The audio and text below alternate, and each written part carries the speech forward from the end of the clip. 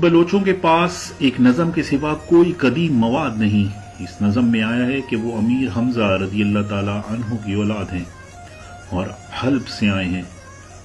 شاید یہی درست ہو، اور اس میں مزید یہ بیان ہوا ہے کہ انہوں نے کربلا میں حضرت امام حسین علیہ السلام کا ساتھ دیا تھا، اور ان کی شہادت کے بعد وہ بام پورہ یا بھمبور پہنچے اور وہاں سے سیستان اور مکران آئے۔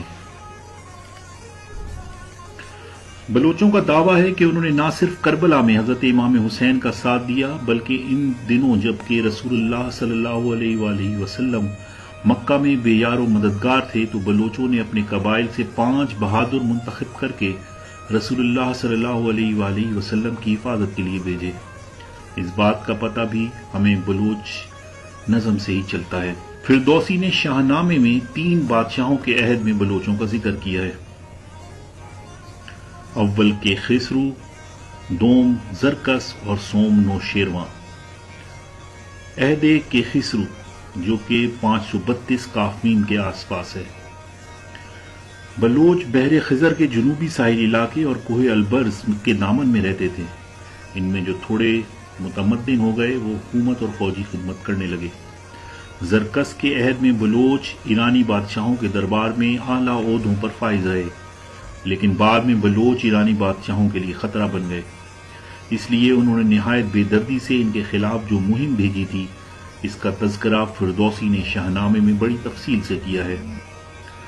گمان ہے کہ اس مہم کے نتیجے میں بلوچوں کی قوت اس علاقے میں ٹوٹ گئی اور مجبوراً جنوب و مشرق کے پہاڑوں میں جا کر رہنے لگے۔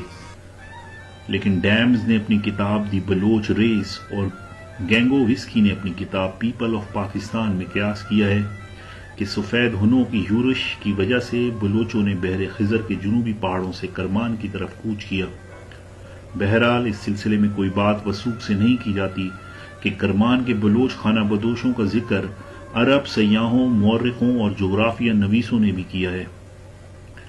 ڈیمز نے بلوچوں کی ہجرت کے بارے میں اپنی کتاب دی بلوچ ریس میں لکھا، یہ بات قرین قیاس ہے کہ بلوچوں نے 2 مرتبہ نقل مکانی کی ہے، اور دونوں بار ہجرت کی وجہ سے ایک بڑے علاقے میں نئے فاتحوں کی پیش قدمی تھی۔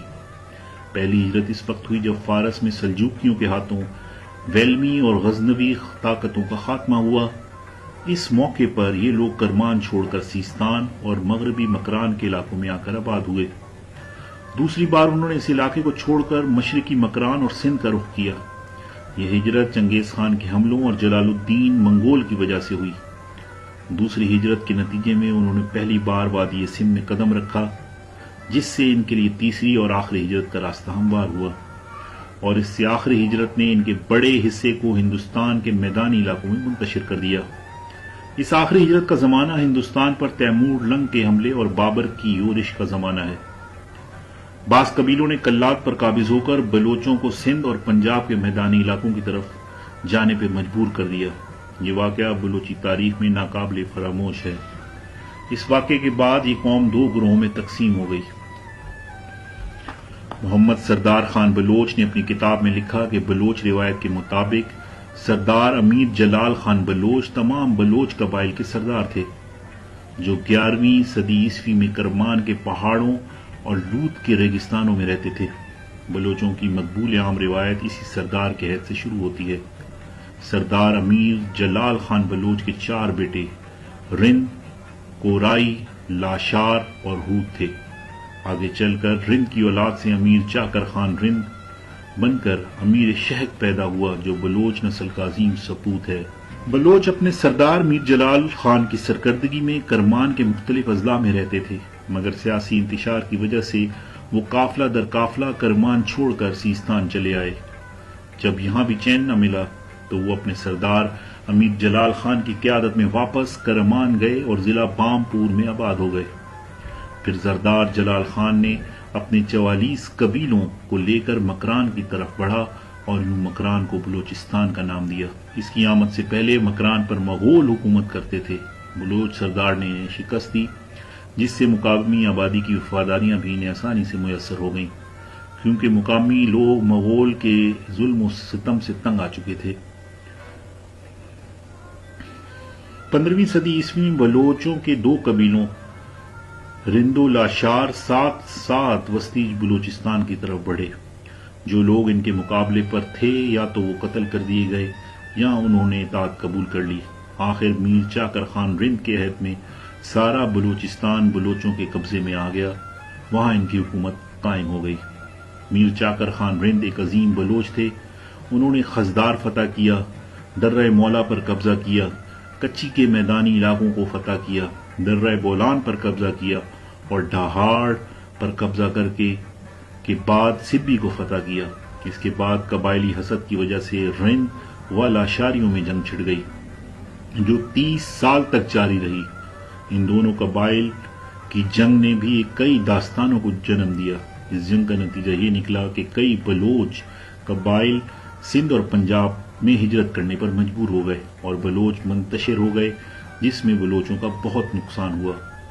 بلوچوں کا ذکر شہنشاہ بابر کی خودنوش تز کے بابری اور شہنشاہ ہمایوں کی بہن گلبدن بیگم کی تحریر کردہ ہمایوں نامے میں بھی موجود ہے۔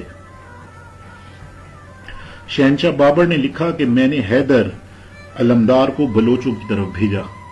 بھیرے اور خوشاب سے دوسرے دن بلوچ گھوڑے کی ڈالی لے کر آئے اور اطاعت کا وعدہ کیا۔ بلوچی زبان بلوچ قبائل کی زبان ہے۔